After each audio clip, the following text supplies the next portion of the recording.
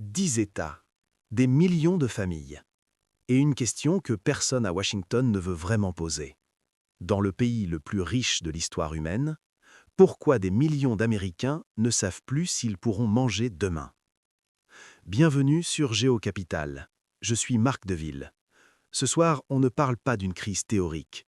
On parle de rayons vides, d'étiquettes qui changent chaque semaine, toujours vers le haut. Sarah, posons d'abord le cadre macro, parce que cette crise alimentaire, elle a une mère. Et cette mère, elle s'appelle l'inflation structurelle.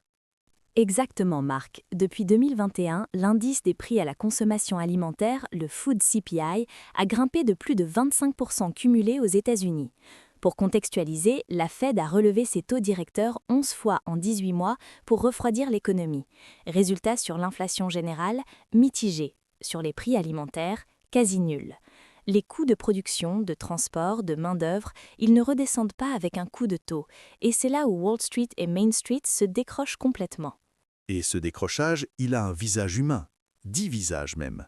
Ce soir, on traverse 10 États américains, et ce que vous allez entendre va changer votre façon de lire les prochains chiffres du PIB.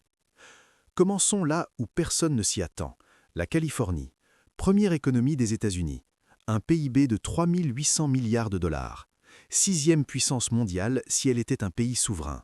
Et Pourtant, selon l'USDA, les prix alimentaires en Californie ont bondi de 21%, au-dessus de la moyenne nationale.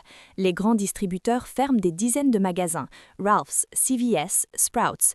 Ce qu'on observe sur le terrain, Marc, c'est ce que les économistes appellent des food deserts, des zones géographiques où l'accès à une alimentation saine disparaît physiquement. Ce n'est pas une métaphore, c'est une réalité cartographiée. Et New York confirme la tendance. L'État symbole de la finance mondiale, les salles de trading, les bonus de Wall Street, affichent une hausse de 25% des prix alimentaires en 2 ans. Dans le Bronx, dans le Queens, une boîte de conserve dépasse les 7 dollars. Sarah, comment on explique ça à un investisseur qui regarde les earnings des grandes chaînes de distribution? On lui dit que les marges opérationnelles des distributeurs ont été compressées et que la réponse logique a été la fermeture des points de vente les moins rentables. C'est rationnel pour un bilan comptable, c'est catastrophique pour une communauté. Les actionnaires de Kroger ou de Walmart sont satisfaits. Les habitants du South Bronx, eux, n'ont plus de supermarché dans un rayon de 5 km. Parlons maintenant des États qui incarnaient le rêve de la classe moyenne américaine. Texas, Floride, Illinois. Des États qui attiraient les entreprises, les familles, les retraités. La promesse d'un coût de la vie raisonnable. Cette promesse est-elle encore tenable?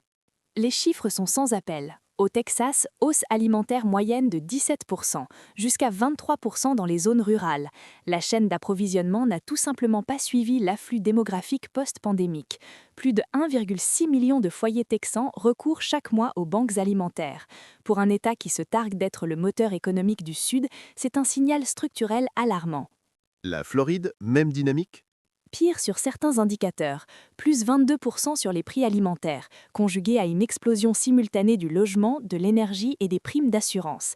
Ce qu'on appelle le cost of living squeeze, l'étranglement par le coût de la vie, frappe particulièrement les retraités à revenus fixes. Ces gens ont fait les bons choix financiers toute leur vie.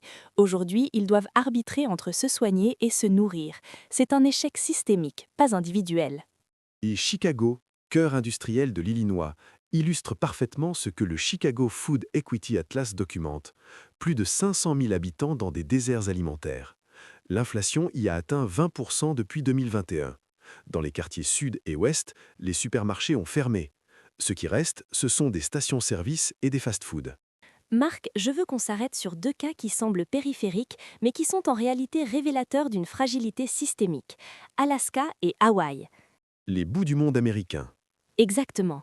En Alaska, le coût alimentaire est 2 fois supérieur à la moyenne nationale.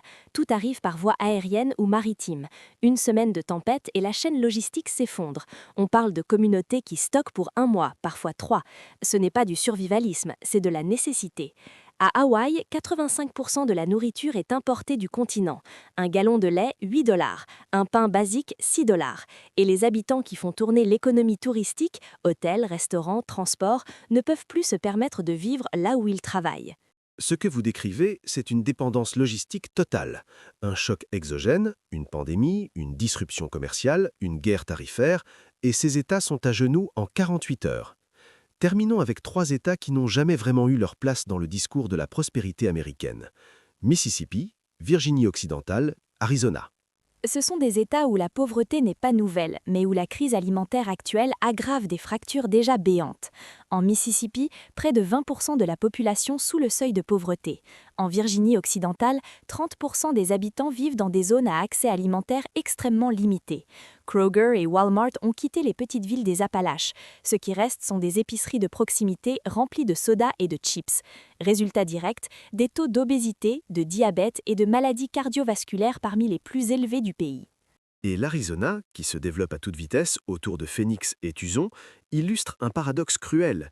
Les maisons poussent, mais pas les infrastructures alimentaires. Et dans la nation Navajo, la plus grande réserve indienne du pays, certains habitants parcourent 70 km pour trouver des produits frais. Selon Feeding America, une personne sur 7 en Arizona est en situation d'insécurité alimentaire. 20% d'entre elles sont des enfants. Sarah, mettons tout ça en perspective macroéconomique. On a traversé 10 États.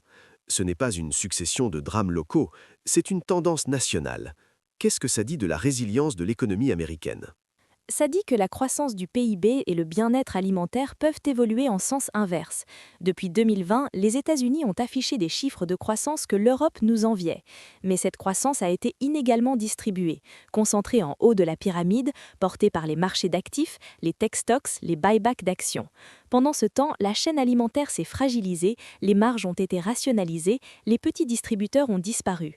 La Fed peut piloter les taux, elle ne peut pas reconstruire un supermarché dans le delta du Mississippi. Ce que vous nous décrivez, c'est une économie à 2 vitesses, où Wall Street performe et où Main Street se vide. C'est exactement ça, Marc. Et si les prochains chiffres de l'emploi ou de la consommation semblent rassurants sur surface, regardez en dessous. Regardez ce que les familles achètent vraiment. Regardez les files devant les banques alimentaires. C'est là que se lit la vraie santé d'une économie. 10 États, une fracture, et des millions d'Américains qui chaque soir calculent encore si demain ils pourront manger. Ce soir, sur GeoCapital, on a choisi de vous montrer l'Amérique qu'on ne voit pas dans les courbes boursières, parce qu'une économie qui ne nourrit pas ses citoyens n'a pas encore fini de payer le prix de ses choix. Nous continuerons à suivre ces données. Restez avec nous.